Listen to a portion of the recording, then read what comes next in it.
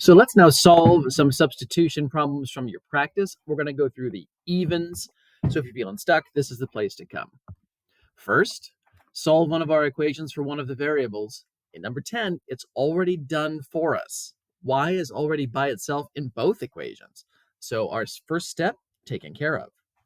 Second step, I'm going to take this first equation, and now in the other equation where I see y, I'm going to replace it with negative 7x plus 1. So follow this for me here. Instead of y equals this stuff, the negative 2x minus 4, we're going to put in this equivalent expression for y. That's the substitution. Now, this is an equation we can solve. I've got x's in two places. Let's make it x's in one place. And simplify. Negative 7 plus 2 gives me negative 5x's.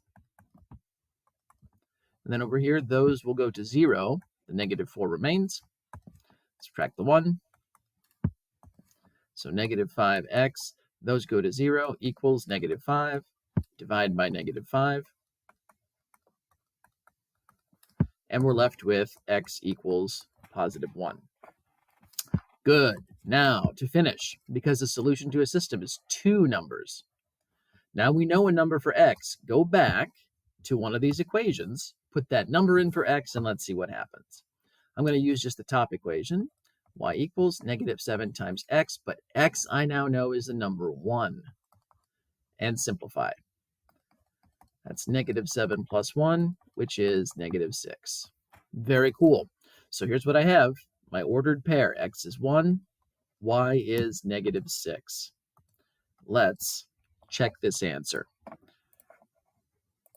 So here we go. I'm going to check with a graph. Graph the first equation. Okay, graph the second equation. Equals negative 2x minus 4. And look where they cross. They cross right here at 1, negative 6, which is exactly what we got. So we're good. Next, let's take a look at number 12. Once again, the first step, actually in this case, the first two steps are already done for us. Solve one of the equations for one of the variables. Okay, we've got that. We got y. But it's even better. We know the number for y. So from my first step where I'm trying to get one of the numbers, we already have that done. We can move right ahead to the final step of the process. If I've got the y, we're now ready to find the x. So take this negative 8, and in this equation where I see the letter y, we're going to replace it with the number negative 8. Okay, now it's time to solve. Now first here, simplify this multiplication.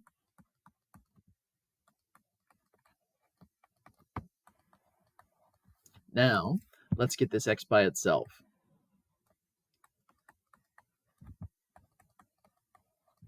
Okay, so what we'll have is that goes to 0, so negative 4x is left.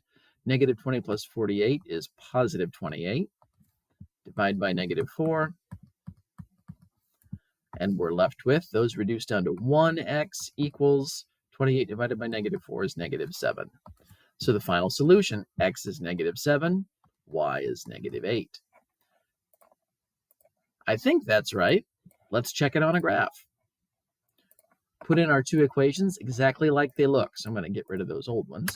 The first equation, negative 4x plus 6y equals negative 20. The second equation, y equals negative 8. And I want to see where they cross each other. And it's right here, negative 7, negative 8, negative 7, negative 8. Nice. A few more. For number 14, okay, solve one of the equations for one of the variables. Well, let's see. If I'm looking for what's easiest, I'm probably going to focus on this top equation. Notice there's no number in front of the x or the y. Easiest to get one of those by itself. And since they both have 1s as coefficients, it doesn't really matter which you pick. So to start with, I'm going to begin with the top equation. And I don't know, let's just choose x. I want to get x by itself. So minus y, what I'm left with is x equals 10 minus y. Now, let's go to the other equation, where I see the letter x. I'm going to replace it with this equivalent expression. So negative 2 times x becomes negative 2 times 10 minus y. Another minus y on the back equals negative 12. Now it's time to solve this equation. Distribute negative 2 times 10, negative 2 times negative y, and simplify. 2y minus y is just 1y. And now let's get y by itself. So the opposite of a minus 20 would be a plus 20. So we're left then with those go to 0. Y equals negative 12 plus 20 is positive 8. Now, because I'm out of space, I'm going to now come over here where I've got some space. Now that I have a number for the y, I want to go back to this equation where I've already got x by itself. That's the easiest one to use, and put this number in for the y.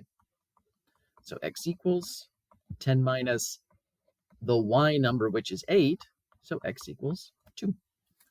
My final solution is the ordered pair, 2 for the x, 8 for the y. At least I think it is. Let's check. So x plus y equals 10.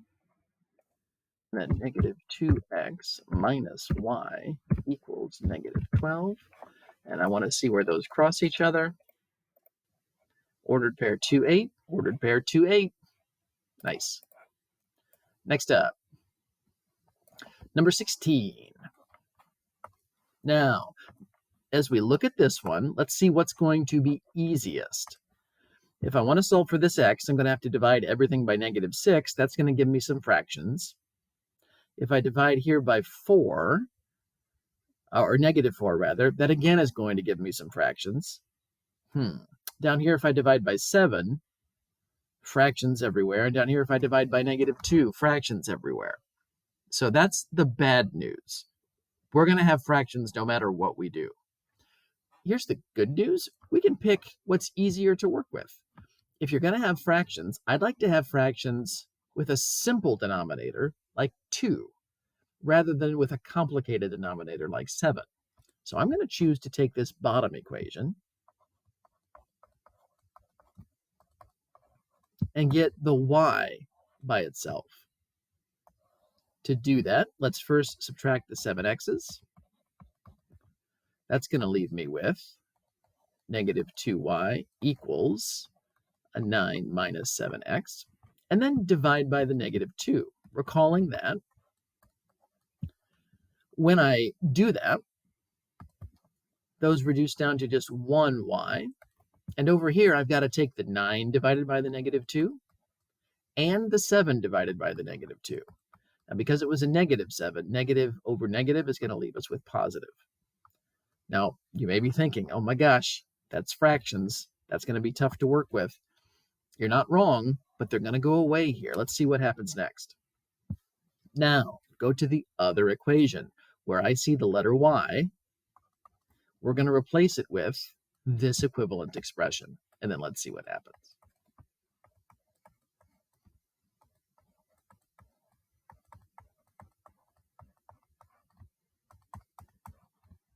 Okay, so negative 6x. Now here, I'm going to just pull up my calculator. Let's see what we've got.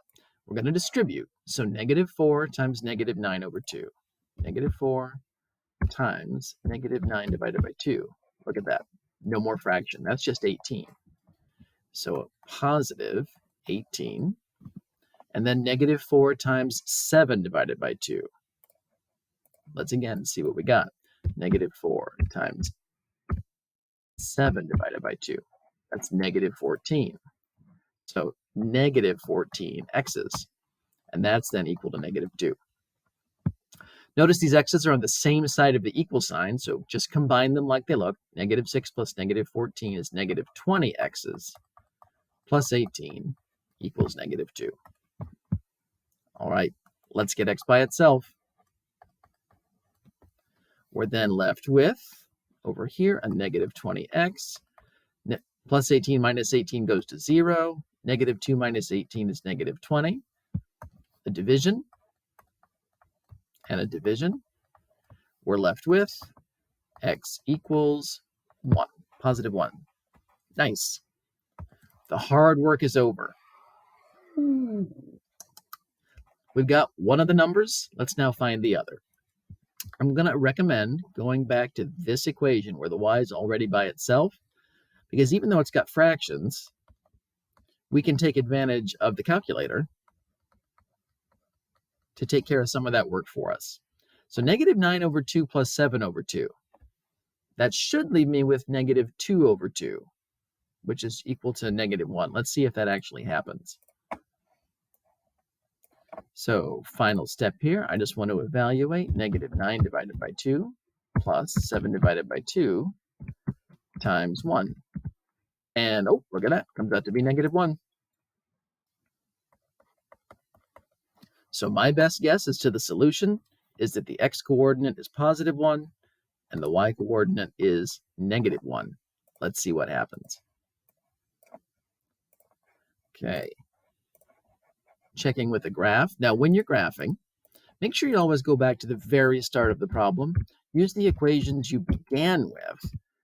That way, in case you made a mistake somewhere along the way, this should be able to catch that mistake. Looking for where these cross, and they cross at the ordered pair of 1, negative 1. If ever you're checking and the answer you got is different than where the graphs cross, then it's time to look at your work and see if you can figure out where that error is.